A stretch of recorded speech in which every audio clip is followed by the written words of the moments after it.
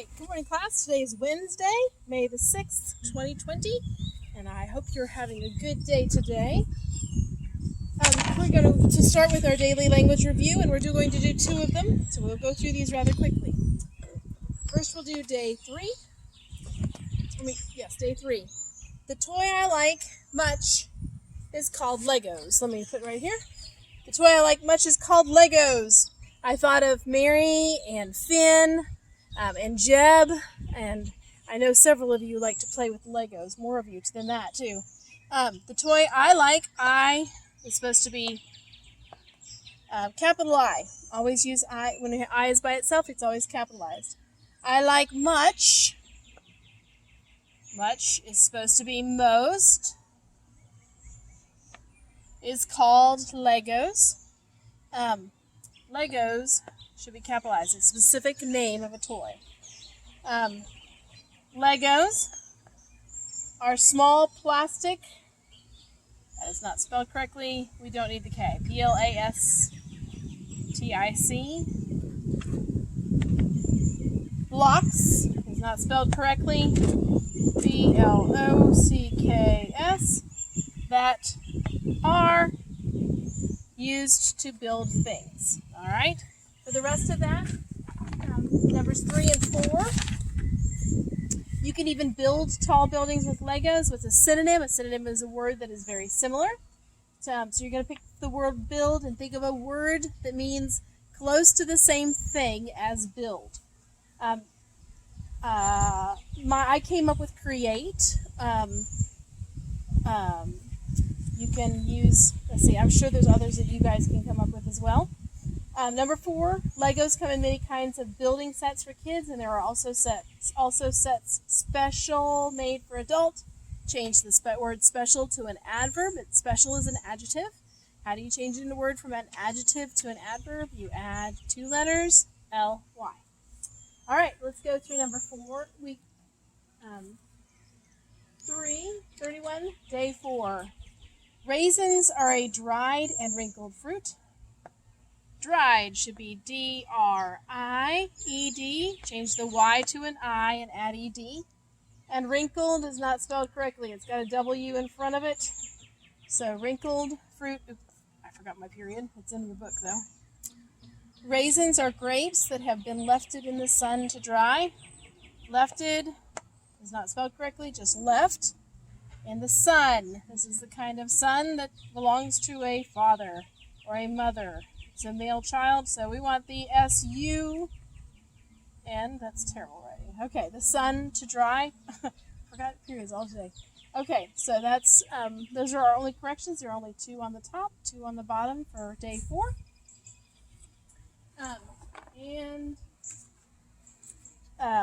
Write the adverb that means done by hand. Done by hand.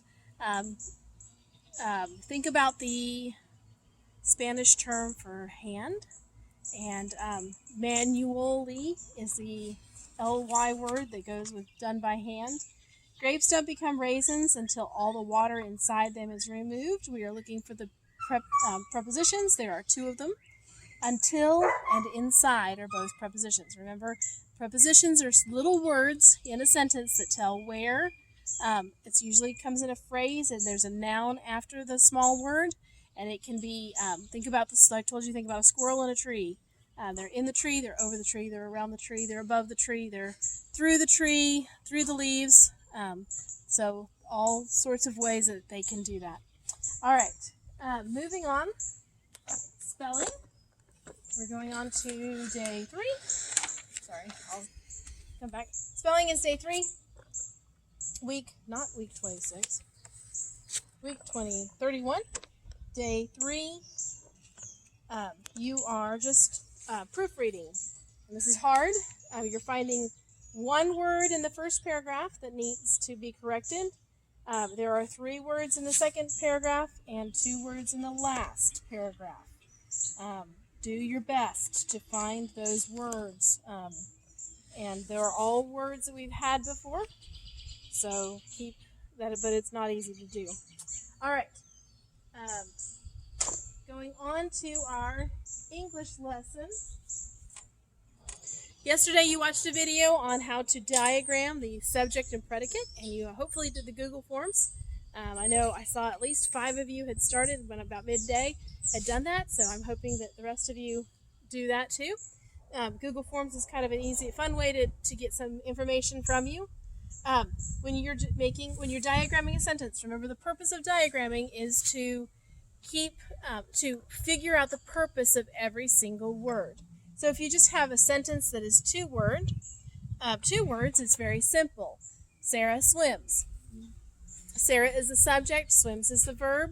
You have a line that goes across the top, one line that divides both of those, divides it in half, and it goes below the horizontal line, it goes all the way through, and it divides the subject and the predicate. If you have more than one word in a sentence, it starts to get a little more complicated. Okay? Today we're talking about possessives, and remember possessives can be adjectives in this case. RCA's 3rd grade rocks.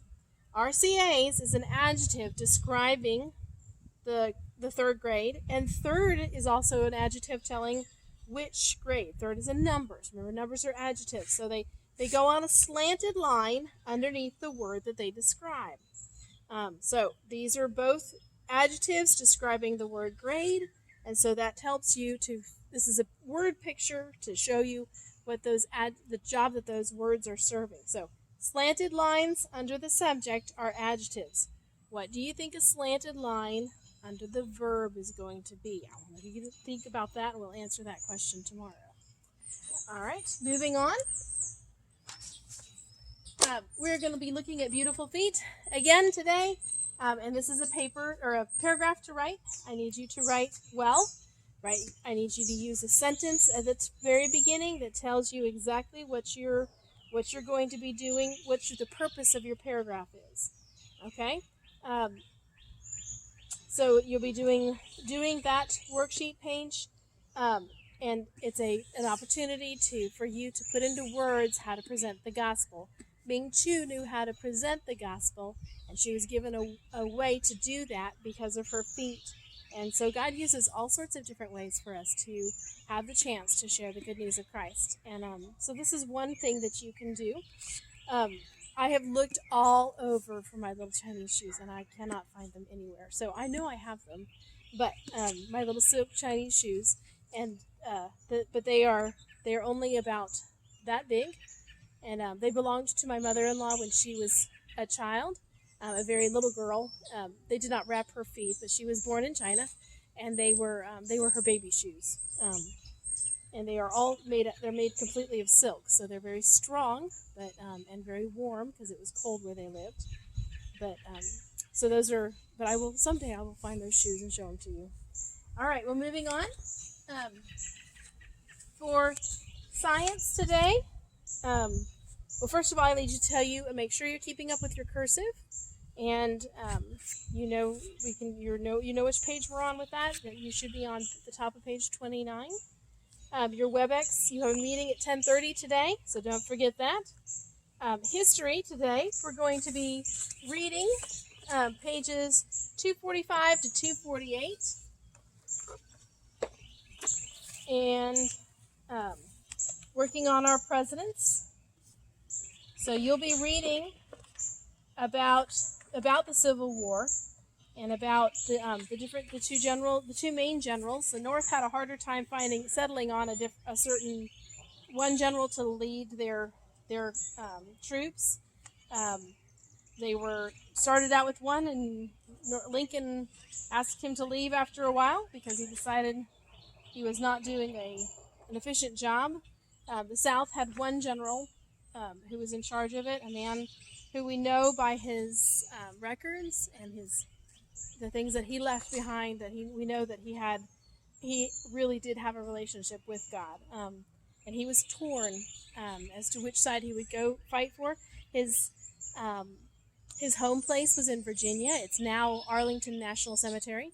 That was his family's home. It was taken from him, and he was never allowed to have it back because of his choice to serve with the South in the war. But he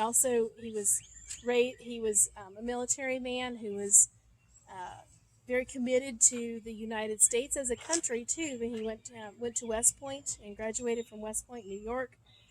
So yeah, he was very torn as to which side to fight for, and finally decided to fight for the South. He was asked to lead both the Northern Army and the Southern Army. So he one of the things that I admire most about him, he had an incredible respect for his wife, and he treated her very well. And he wrote very he was very complimentary of her all of his life. Um, so you'll be reading through that lesson and talking about the different sides in the Civil War. Um, let's see. Don't forget to keep working on your presidents. Try and memorize them. I will send out another video that shows you some of the presidents, and I did not think it would be a better song to learn, or necessarily, because I just thought it was more information. It was the president's first names as well as last names, but that's it's up to you. And I'd love for you to memorize it through McKinley, but I'd like you to at least get through General Ulysses S. Grant, just because he was the second general who served for the North and was eventually elected president.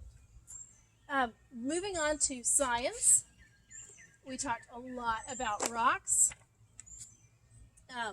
and I did a rock video that you can watch, and where we talked about different types of sedimentary rocks. So I will do the end of this, so you might want to pause this video and go watch your sedimentary rock video that I'm sending to you, and then but this will tell you the end of our sedimentary rock video. So pause it if you haven't seen the beginning, because it won't make much sense to you. But so I am unwrapping this, and I have not unwrapped this yet, so we will see how this turned out. These rocks were in a vise, and I have sealed my tape to the rest of this. There we go. One piece, two piece. This is an unveiling of sedimentary rock. We put these shavings in a vise. They were pieces, and I would expect that the edges will probably crumble, and maybe we will have one center piece left that is more solid. We will see if it works or not, or if it's just a bunch of sediment and there's not enough heat and pressure yet. Thank you, Kylie. All right, here we go. I was right. Yay, that doesn't happen very often. All right, so here is our example of sedimentary rock. It was crayon shavings. It's still pretty brittle. Some sedimentary rock just remains brittle, and it doesn't seal as much, just like the sandstone that I showed you. I poured water over it and it crumbled. But this is a way that sedimentary rock is formed. So, I think that's it for the day. I hope you have a great day. Enjoy your day. Enjoy your learning. And don't dawdle and make it take all day, but get it done and enjoy the rest of your day. We don't have too many days left with school, club classes, so take care.